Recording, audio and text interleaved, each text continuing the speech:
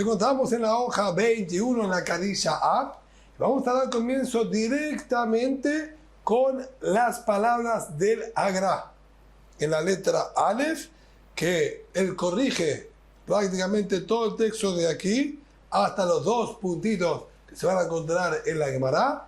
Todo está corregido por el Gaón, así que directamente comenzamos con la lectura del Gaón en la letra Aleph. Y nos dice mi cara de pesar que hay mucha mezcla y confusión. Y la versión que presenta el Gaón está más clara y es la más correcta. Y dice así: Bahaji Garcena, Rab Ase, Amar Bio Hanan, Bae. Rab Ase dijo el nombre de Bio Hanan. Tenemos aquí un interrogante. Esto que estudiamos en la clase anterior, sobre lo que está escrito en la Mishnah, que cuando murió el Cohen Gadol, entonces el Tzibur, dijo Rabbi Shimon, se hace cargo de la Minjat Habitim, de esta ofrenda de sémola diaria que tenía que traer el Cohen Gadol. Y dijimos que a diferencia del Cohen Gadol, que traía la mitad del Isarón, la mitad del décimo a la mañana y la otra mitad del décimo a la tarde, tenían que traer un décimo entero. Hasta aquí está claro y no había dudas que estas son las palabras del Rabbi Shimon. Lo que le planteó es la siguiente duda. Ma shelema, ¿a qué se refiere que traen un isarón, un décimo entero? Shelema b'shachrit, ushlema ben arba'im. Deben traer, así como el Cohen Gadol traía a la mañana y a la tarde, también ahora debemos traer a la mañana y a la tarde, y decimos que traer a la mañana un décimo entero y a la tarde un décimo entero. Así como el Cohen Gadol traía dos, también el Tzibur se hace responsable de dos, de la mañana y de la tarde. Por otro lado, la medida que traía el Cohen Gadol era medio décimo a la mañana y medio décimo a la tarde. Quizás con lo que ellos traen directamente un décimo entero es suficiente, ya que suplanta a los dos conjuntamente. Entonces, ¿cómo funciona? ¿Traen un solo isarón, un solo décimo por día y una sola vez? ¿O es un décimo a la mañana y un décimo a la tarde? Esta es la duda que plantearon. Hadar Peshitare, luego él disipó esta duda y explicó y dijo: Shelema b'shachrit, Shelema ben arba'im. Tienen que traer dos décimos, un décimo a la mañana y un décimo a la tarde. Es decir, que aquí quedaría duplicada a la ofrenda original que traía el Cohen Gadol. Lo que sí necesito saber es lo siguiente. Ya acabamos entonces de aclarar que con respecto a la sémola se traía un décimo de efa a la mañana y un décimo de efa a la tarde, duplicado al original. El aceite de oliva que la acompañaba, ahí es donde tenemos la duda, los 3 lugin, que era una medida, que son 344 centímetros cúbicos de aceite de oliva. Esta medida de aceite de oliva que se traía normalmente con el Minjat Habitim, se lo mezclaba con la sémola. ¿Cómo funciona, mago? Aquí también vamos a tener que utilizar la medida entera a la mañana y la medida entera a la tarde. O sea que el Cohen Gadol tomaba el décimo de sémola y lo mezclaba con los 3 lugin, 1,5 a la mañana y 1,5 a la tarde. Pero ahora, que nosotros aquí exigimos traer el isarón entero a la mañana y un isarón entero a la tarde, ¿qué decimos? Estos 3 lugin los repartimos mitad a la mañana y mitad a la tarde, o sea que no encontramos que la Torá nos haya duplicado la cantidad del aceite de oliva, ¿o no? O hacemos exactamente las mismas proporciones y va a ser un décimo de sémola a la mañana con 3 lugin de aceite de oliva y un décimo de sémola a la tarde con 3 lugin de aceite de oliva. O no, o no, como dijimos, 1,5 a la mañana y 1,5 a la tarde. Amar Bihizkiah dijo al respecto del Bihizkiah: hay otra cosa más que también necesitamos saber con respecto a esta misma mitzvah. Comes beshachrit Bekometz ben Arbaim. Hatzi Kometz de Shachrit de Hatzi Kometz ben Arbaim. También se utilizaba una quemizá, un puñadito de leboná. Este puñadito de leboná normalmente traía la mitad de la mañana y la mitad de la tarde. Aquí también, ¿qué vamos a decir? Un puñadito entero a la mañana y un puñadito entero a la tarde, ya que como dijimos, la Torá no nos habló de duplicar también la quemizá, ¿o no? Amar Biosi, dijo el Biosi, Klum lamdu la kometz lo mileachem apanim. ¿Acaso de dónde aprendimos el concepto del kometz, de este puñadito? ¿No lo aprendimos del leachem apanim, del pan de matzá que se traía semanalmente de Shabbat a Shabbat, el leachem apanim? Y si de ahí que nosotros aprendimos el concepto para el Minhat Habitín, entonces tomémoslo como el modelo. Male alan, shenekomatzim, behaser. Así como ahí, mínimamente eran 2 puñados, es lo mínimo que se traía de leboná, con el leachem apanim que se quemaba de Shabbat a Shabbat, esta leboná. Y entonces dijo, shenemas dije leboná, 2 cucharones y se hacía quemitzá mínimamente de una y del otro. Esa es la medida mínima. Afkan shenekomatzim, behaser. Acá también mínimamente va a tener que ser esa misma cantidad. Por lo tanto, es un puñadito a la mañana y un puñadito a la tarde. Entonces, en lo que respecta a la leboná, a este bálsamo, sí se duplicaba también. Amar Bihizkiah, nos quedó pendiente la cantidad de aceite de oliva. Amar Bihizkiah, Klum, Lamdugim al-Lugim, Lomi tamid, y los 3 lugim de aceite de oliva no se aprendieron esa cantidad de la ofrenda diaria que se traía con el corbán. Mare alan shelosh lugin, afkan shelosh lugin. Así como ahí se utilizaban 3 lugin con la ofrenda diaria, el corderito diario, vespertino y despertino, también aquí se va a tener que utilizar 3 lugin a la mañana y 3 lugin a la tarde. Por lo tanto, quedaba duplicado en todo aspecto. 1/10 de sémola a la mañana, con 3 lugin de aceite y un kometz de leboná por la mañana, y eso mismo, toda la misma cantidad, también a la tarde, duplicando por completo la Minhat Habitín original que traía el Kohen Gadol si hubiese estado vivo. Ahora sí, podemos retomar y pasar a la Gemara, a los 2 puntitos que se encuentran casi al final del capítulo. Son unos 10 renglones de abajo hacia arriba, donde dice Shelo Yihye. Habíamos dicho en la Mishnah, en 2 clases atrás, que pusieron una condición, que se pueda tener provecho, así fue Tenay Beddin, que se pueda tener provecho de la ceniza de la vaca roja para que los Kohanim no estén en falta de utilizar algo que es Kadosh. El Bishimon Baram Nachman, Shem Ben Adán, explica por qué el Beddin tuvo que hacer semejante condicionamiento y takaná, imposición. Beddin Hayashim Aluba.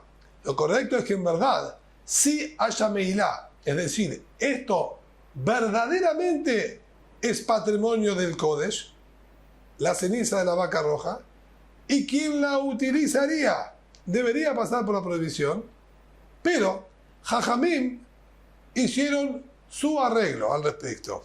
Venga, y ellos decretaron y condicionaron que no haya meilá, autorizando desde el momento mismo que se lo consagró que aquella parte de la ceniza de la vaca roja que utilice algún cohen para su uso particular y propio no tenga santidad y no pase por la prohibición de utilizar algo que es Kadosh.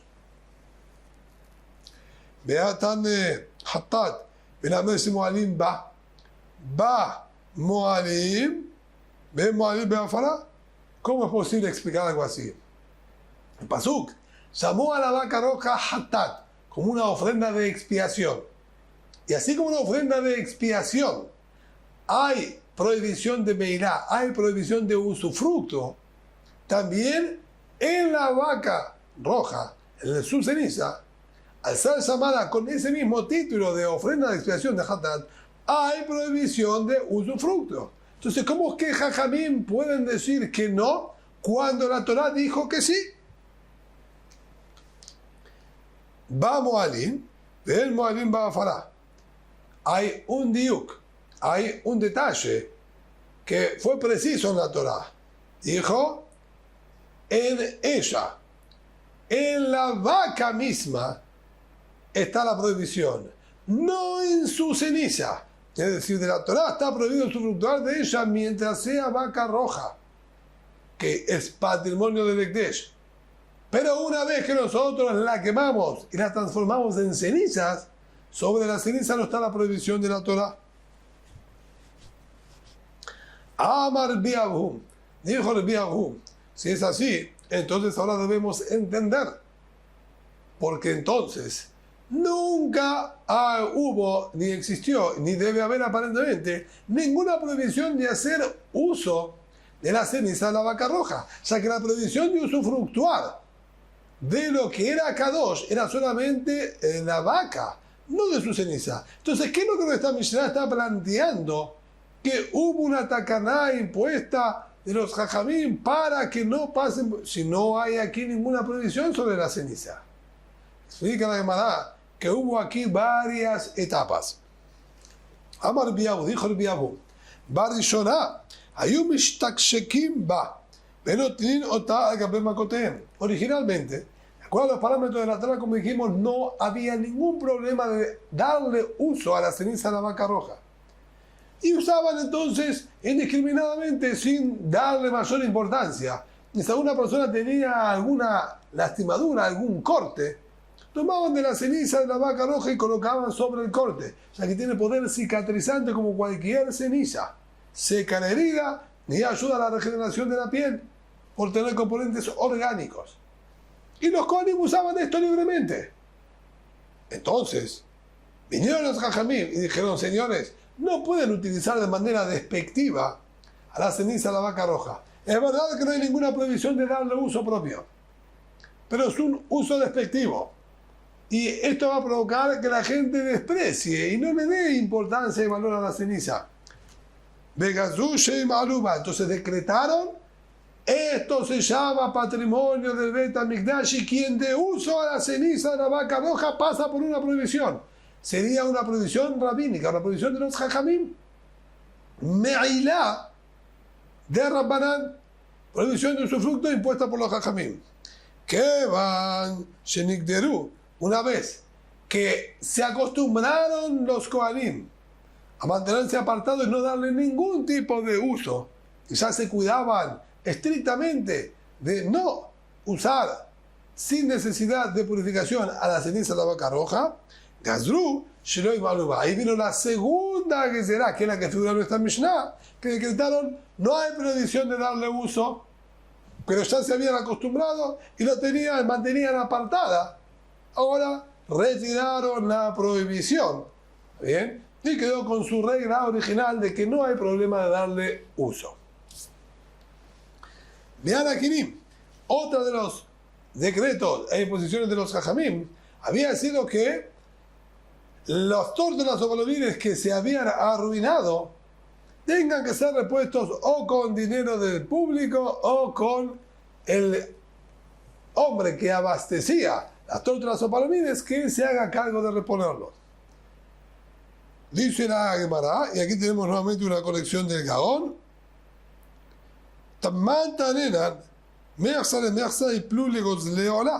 Allá anteriormente estudiamos que si encontramos nosotros el dinero entre las urnas en las que se ponía el dinero para tórtolas y palomines, para mujeres que tenían que purificarse, una como expiación y otra para ofrenda de Olá, y la otra urna que eran solamente de donación, si encontramos el dinero entre las dos urnas y no sabemos de cuál pertenecía porque estaba a la misma distancia de uno que del otro, entonces debíamos utilizarlo para la ofrenda de expiación.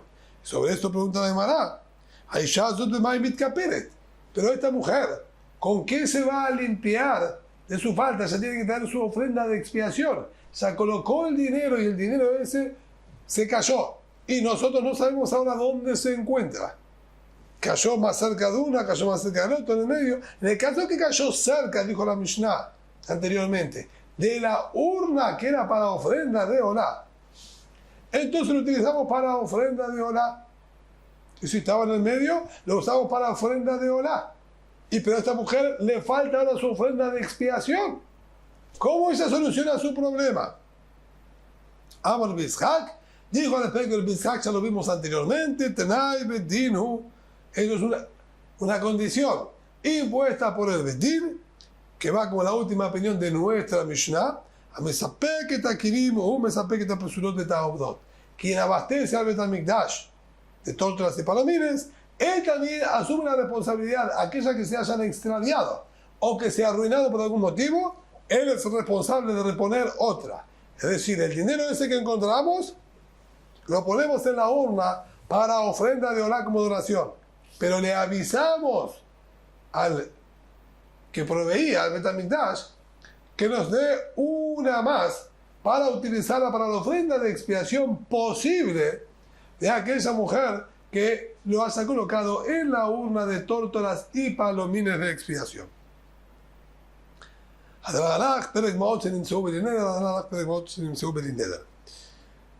Damos comienzo ahora sí al último capítulo.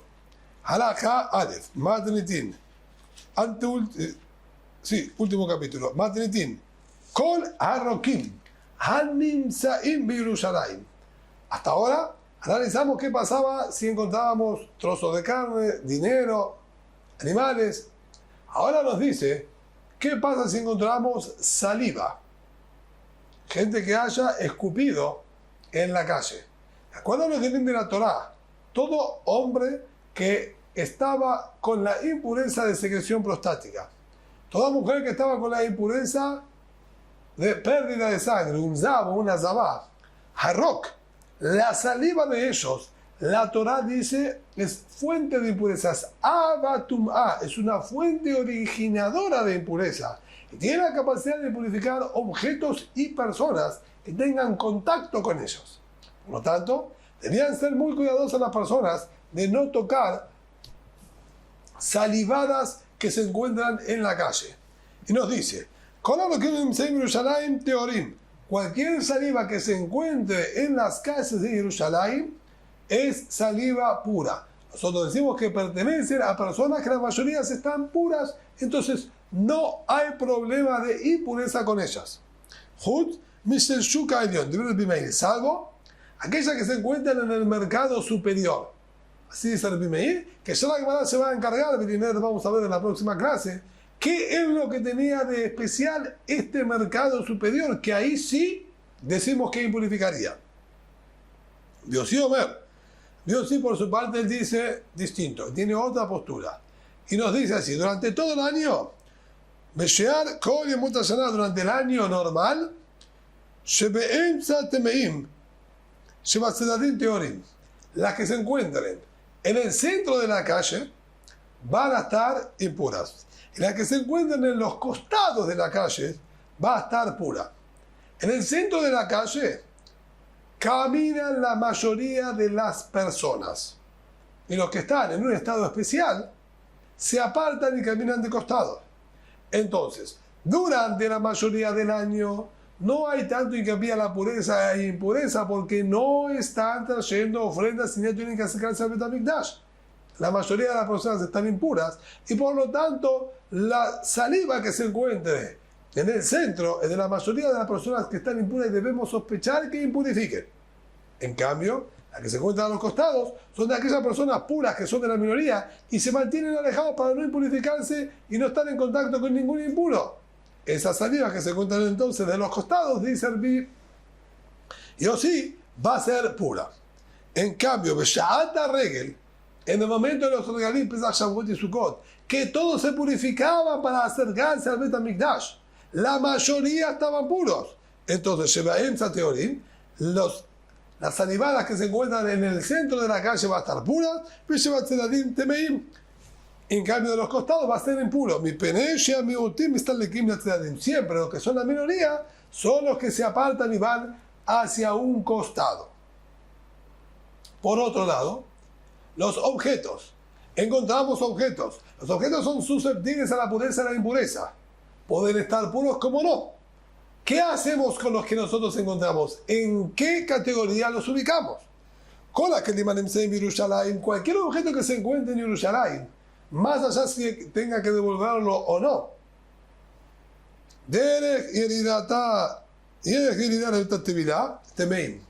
Había una gran migbe para purificar. Tenía una entrada de acceso y una entrada de salida y un camino de salida. Entonces, si nosotros encontramos este objeto rumbo a la ruta de acceso a la migbe, eso quiere decir que era un objeto que estaba impuro y lo estaban llevando hacia su purificación. Entonces nosotros así lo vamos a considerar como un objeto impuro. Teorim. En cambio, si nos encontramos por el camino que es de salida de la migbe, el baño ritual para purificarlo, decimos nosotros que va a estar puro. No era el mismo camino que conducía hacia la migbe que el camino que conducía para salir de la migbe. Entonces, claramente podíamos notar cuál es el estatus del objeto. Así por lo menos estudió Rabbi Meir. Dios y Omer, Kulan Teorín, todos los objetos que están en Jerusalén son todos puros. La gente los tenía preparados y en condiciones para utilizar con las ofrendas.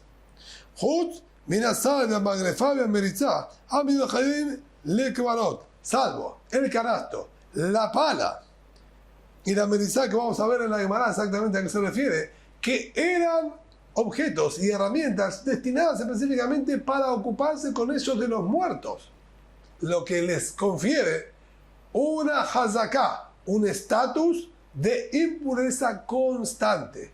Entonces, estos kelim, estos objetos, estas herramientas específicas, sí las vamos a considerar como impuras, porque el uso de ellas es utilizarlas con la impureza, pero los demás objetos los ponemos en estatus de pureza. Así sostiene el video, sí. Sakim, un cuchillo apto para shechitá, que se encontró el 14 de Nisan, día en el que todas las personas prácticamente tenían que traer su Korban Pesach, y obviamente había que hacerlo con pureza. Entonces nosotros adjudicamos que este cuchillo seguro que está puro. Shohet Bamiyad, y por lo tanto, si no hay que devolverlo por las condiciones correspondientes, puede él mismo darle uso, inmediatamente puede degollar su ofrenda de Pesaj y no sospechamos que haya ningún tipo de impureza. Esto ya azar, pero en cambio se lo encontró el día 13 de Nisan. Es posible que esté impuro, ya que el dueño tenía tiempo todavía para sumergirlo en la migbe. Cualquier objeto impuro de la Torah no alcanza con sumergirlo en la migbe. Además de sumergirlo en la migbe, necesitamos que llegue la noche siguiente. Si no llega la noche siguiente, todavía retiene ciertos vestigios de impureza y no es posible utilizarlo para una ofrenda. Salvo luego de la migbe y que se haga de noche, va a estar tahor. Por lo tanto, si lo encontró el día 13, es posible que todavía no se encuentre puro. Quizás sí ya estaba puro, pero quizás no. Y el dueño tenía el tiempo de sumergirlo y que se haga de noche y tenerlo óptimo para el día siguiente. Por lo tanto, yo nego Madvir. Por la duda le exigimos que le haga tevilá en ese mismo día 13 y si quiere que lo utilice después el 14 sin problema. Kofitz, en cambio, si el hombre encontró una especie de cuchillo más grueso y ancho, que normalmente se utilizaba para cortar huesos y trozos de carne, cosa que no se puede utilizar en el Korban Pesach, ya que el Korban Pesach, la Torah dice, la Torah dice, no se puede cortar y partir ningún hueso en la ofrenda de Pesach. Entonces, yo no mandé. Tanto si lo encontró el 13 de Nisan como el 14 de Nisan, nosotros suponemos que seguramente no debe estar puro, ya que no tiene por qué utilizarlo. Para la ofrenda de Pesaj no se necesita, no se pueden partir los huesos.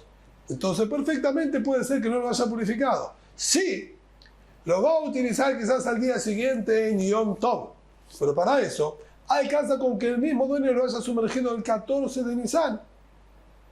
Se pone el sol, se oscurece y va a estar Tahor. Entonces, cuando lo encuentro yo el 14 de Nisan durante el día, es posible que todavía no estaba puro. Por eso, Kofitz, Bazeu, Bazeu, Shoneu, Madvil, tanto si lo encuentra el 13 como el 14 de Nisan, él va a tener que hacerle tevilá nuevamente por las dudas. Halal va a hacer otro Shabbat, Shohet va miyad.